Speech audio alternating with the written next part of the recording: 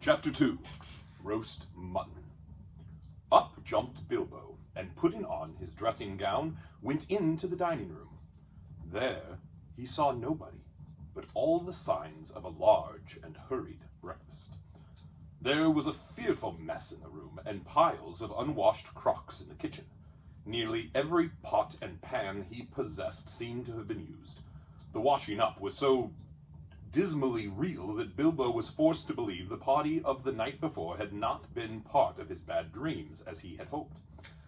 Indeed, he was really relieved, after all, to think that they had all gone without him, and without bothering to wake him up. But with never a thank you, he thought. And yet, in a way, he could not help feeling just a trifle disappointed.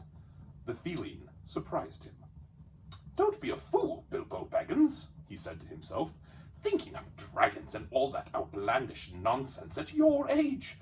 So he put on an apron, lit fires, boiled water, and washed up. Then he had a nice little breakfast in the kitchen before turning out the dining room. By that time the sun was shining and the front door was open, letting in a warm spring breeze. Bilbo began to whistle loudly and to forget about the night before.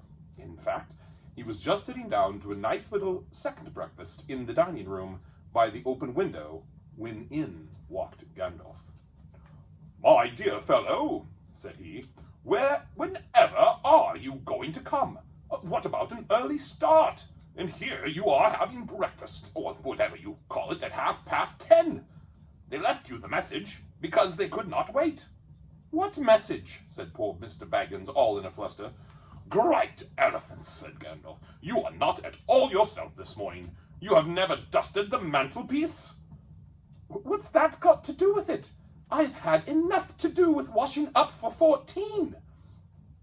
"If you had dusted the mantelpiece, you would have found this just under the clock," said Gandalf, handing Bilbo a note, written, of course, on his own paper.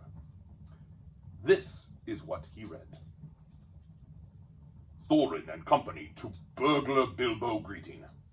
For your hospitality, our sincerest thanks, and for your offer of professional assistance, our grateful acceptance. Terms: cash on delivery up to and not exceeding 1/14 of total profits, if any. All traveling expenses guaranteed in any event. Funeral expenses to be defrayed by us or our representatives, if occasion arises and the matter is not otherwise arranged for. Thinking it unnecessary to disturb your esteemed repose, we have proceeded in advance to make requisite preparations, and shall await your respected person at the Green Dragon Inn, Bywater, at 11 a.m. sharp, trusting that you will be punctual. We have the honor to remain yours deeply, Thorin and company."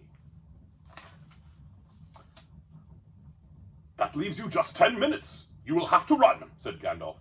"But," said Bilbo. "No time for it," said the wizard. "But," said Bilbo again. "No time for that either. Off you go." To the end of his days, Bilbo could never remember how he found himself outside without a hat, walking stick, or any money, or anything that he usually took when he went out, leaving his second breakfast half finished and quite unwashed up, pushing his keys into Gandalf's hand, and running as fast as his furry feet could carry him down the lane, past the great mill, across the water, and then on for a whole mile or more. Very puffed he was when he got to Bywater just on the stroke of 11, and found he had come without a pocket handkerchief. "Bravo," said Balin, who was standing at the inn door looking out for him. Just then all the others came round the corner of the road from the village. They were on ponies. Each pony was slung about with all kinds of baggages, packages, parcels, and paraphernalia. There was a very small pony, apparently for Bilbo. "Up you two get, and off we go," said Thorin. "I'm awfully sorry," said Bilbo, "but I have come without my hat, and I have left my pocket handkerchief behind, and I haven't got any money. I didn't get your note until after 10:45, to be precise." "Don't be precise," said Dwalin, "and don't worry. You will have to manage without pocket handkerchiefs and a good many other things before you get to the journey's end. As for a hat, I have got a spare hood and cloak in my luggage." That's how they all came to start, jogging off from the inn one fine morning just before May on laden ponies, and Bilbo was wearing a dark green hood, a little weather-stained, and a dark green cloak borrowed from Dwalin. They were too large for him, and